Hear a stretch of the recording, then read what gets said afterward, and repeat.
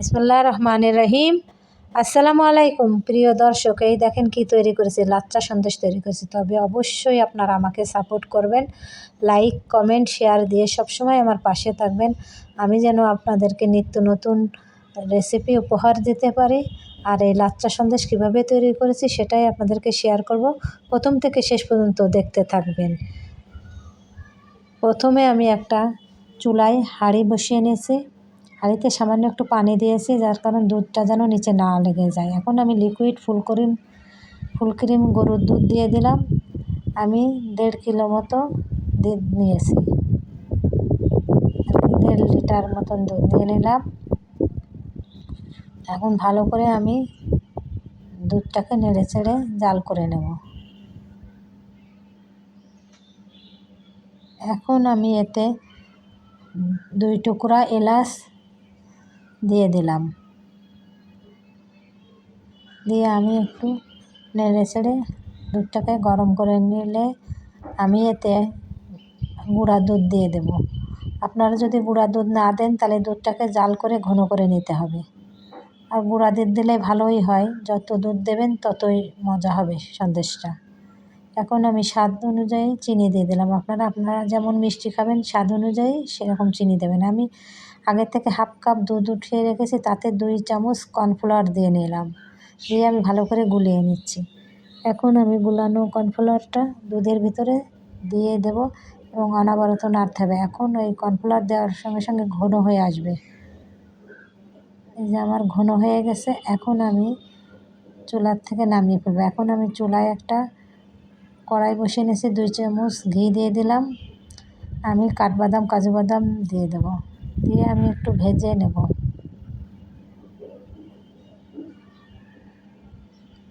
আমি কাঠবাদাম কাজু বাদাম ভাজা হয়ে গেছে, এখন আমি কিশমিশ ঢেলে দেবো। কিশমিশটাকেও আমি ভালো করে একটু ভেজে নেব। কিশমিশ আমার ভাজা হয়ে গেছে, এখন আমি একটা পাত্রে তুলে নেব।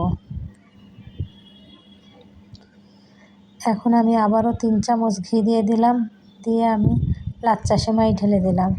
আমি 2 কোম্পানির 2 রকম লাচ্চা সেমাই, এই জন্য কালারটা 2 রকম হয়ে গেছে। আমি এটা ভেজে একই রকম করে নেব।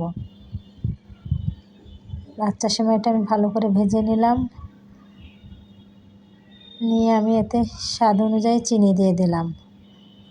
আবারও গুঁড়া দুধ দিয়ে দিলাম।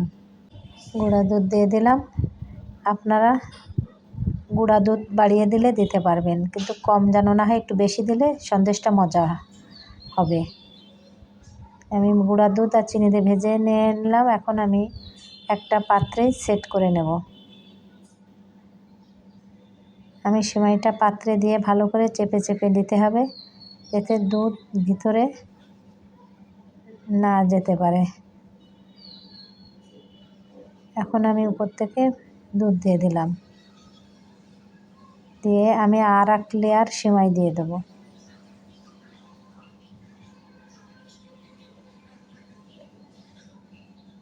দিয়ে আমি চেপে চেপে ভালো করে চেপে সমান করে নেব, নিয়ে আমি বাকি দুধগুলো দিয়ে দেব।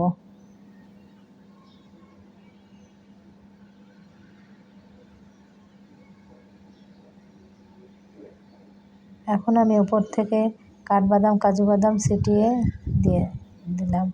আপনারা দুধের পরিমাণ বাড়িয়ে দিলে আর একটু দুধ ঘন করলে আরও সন্দেশের টেস্টটা বেড়ে যাবে। এখন আমার এই যে হয়ে গেল, দেখতে যেমন অপূর্ব, খেতে অসাধারণ। আপনারা বাসায় অবশ্যই এই লাচ্চা সন্দেশ ট্রাই করবেন। ভালো থাকবেন, সুস্থ থাকবেন, আমার জন্য দোয়া করবেন। আল্লাহ হাফেজ।